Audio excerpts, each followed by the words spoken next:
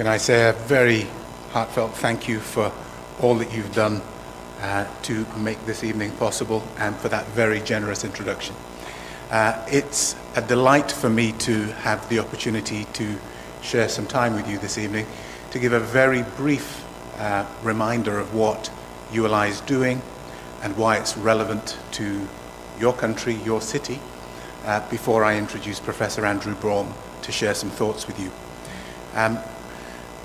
These are momentous times for cities. People talk about this massive wave of urbanization, but every successful city that is expanding is facing the problems of success.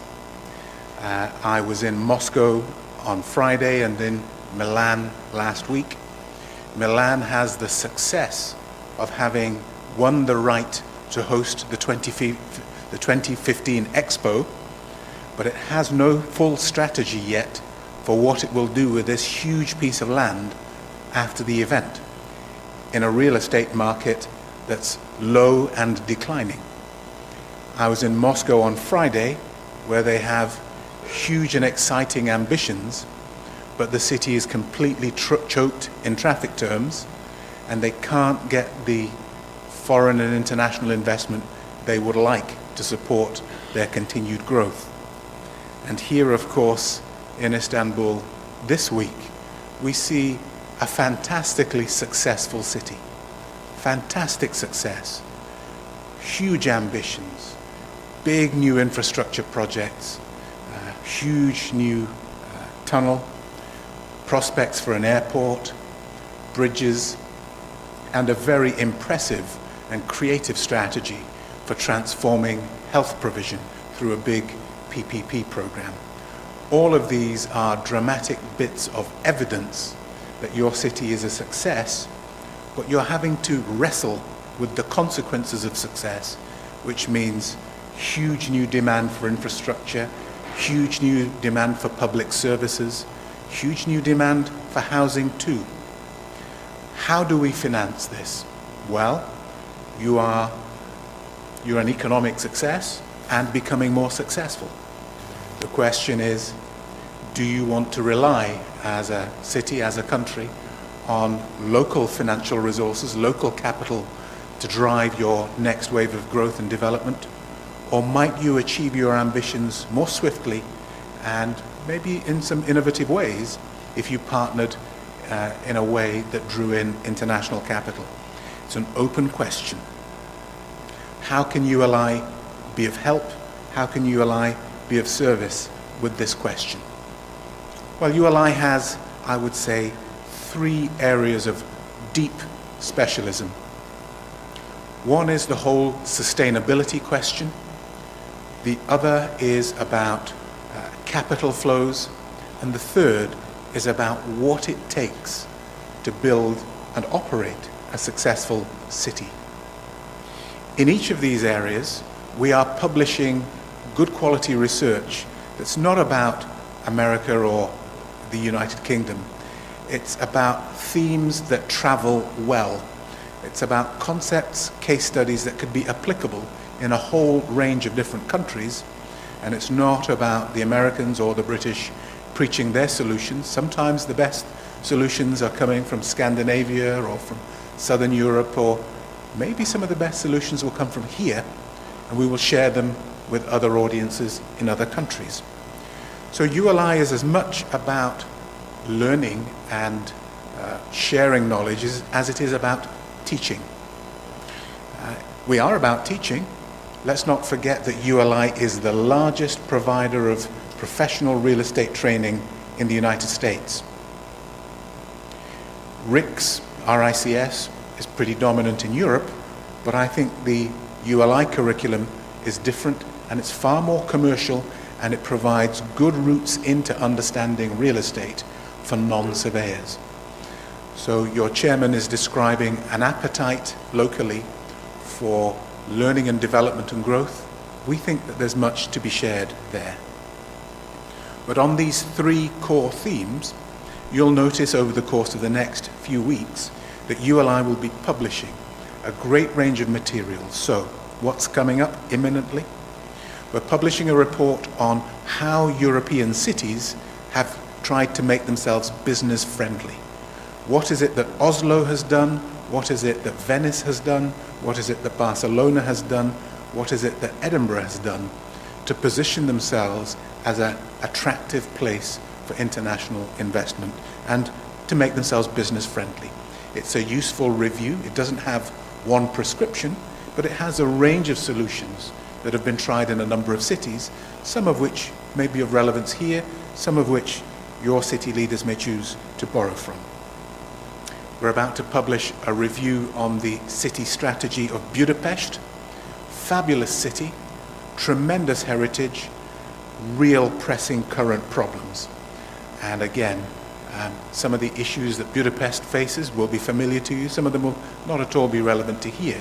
But again, it may be useful for you to look at this. The next publication is one that touches my heart, because the last time I was here, I was almost ready to celebrate Istanbul's victory in winning the right to host the Olympics. I was going to be your chief cheerleader, and then we all know what happened. But ULI is making a special subject of this theme. What is it cities should do if they are considering a bid to host a global sporting or cultural event? The report has a rather Shakespearean title. It's called To Bid or Not to Bid. It's just about to come out on our website, and I suspect that your city should be bidding in the next wave to consider whether you should try and host the Olympics. And again, this report will have a number of best practice ideas drawn from other cities, some that have failed and some that have succeeded. We've reviewed them all neutrally, and we've drawn this information together for cities like yours that would like to bid. Of course, this specialism I mentioned around sustainability, this is not a kind of casual, greenwash, sympathetic kind of hearts and flowers version of sustainability. We have just published, and it's available on our website now, a review of the real estate impact of Superstorm Sandy on New York and New Jersey, and we've tried to draw out the lessons for other waterfront cities. And you'll recall just about every great city is built on the waterfront, and your city too may want to learn some of the lessons that New York and New Jersey have had to consider as a consequence of going through this trauma. And then we'll publish a further report, not based in the US, but drawn exclusively from European examples on the real estate implications of severe weather implications, because we think that there are a whole host of immediate real estate prospects, not least of which are the insurability factors tied up in properties where they either face water risk, flood risk, or other kinds of exposure to severe weather episodes. And of course, in mid-January, we will produce our annual review of what Europe's biggest real estate investors and developers think will happen in the next year. So Emerging Trends in Real Estate 2014 will be published in mid-January, and I know that there are plans to hold a huge conference here to discuss its implications for you. And in a way, that brings me to local events. I mean, you talked about the need to give some extra impetus to ULI's activities here in Istanbul. And of course, Professor Andrew Baum's presence here tonight is part of that, but we'll be following it up with an event in January focused on what cities need to do to transform their futures. February, we hope to have an event around emerging trends. March, we hope we will have an event on sustainability and some of these flood and water-related risk issues. So we already have a program of events in mind to make sure that the best of the knowledge base that we're building up and the best of our international speaking partners can be available for you as local members, and so that we can hear about some of the things that are on your mind, so that that can influence our research agenda, but also some of the things that you are discovering we may want to share with others in the real estate family elsewhere in Europe. So I'd close with this, really. Ambitions without money tend to be regarded as a dream. And the capital to drive forward your redevelopment ambitions is only one of the things that stands between you and becoming one of the dominant world cities for the new era. You have all the ingredients of a gigantic success. You have the demographics that will drive you into the future in a way that's really enviable in Europe. Our population is static and falling. You have all the demographic advantages. You've invested in the generation behind, in its education, its skills, and its learning. You have a tremendous city in terms of scale and its geopolitical location. The question is how to deliver the infrastructure, the housing, and all of the facets of a modern, dynamic city at the speed that you need it. The question is, will you rely solely on local capital, or will you attract, draw in, be a magnet for international capital, which I have to say other people are chasing in competition with you?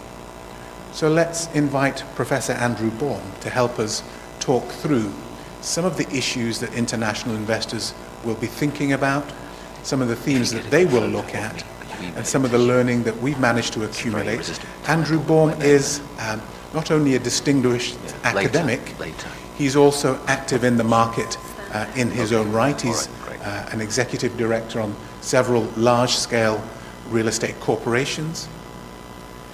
But also, Professor Andrew Baum is a visiting fellow at the Urban Land Institute. He's one of our home experts that lends his expertise to our members. So welcome him, if you would, Professor Andrew Baum.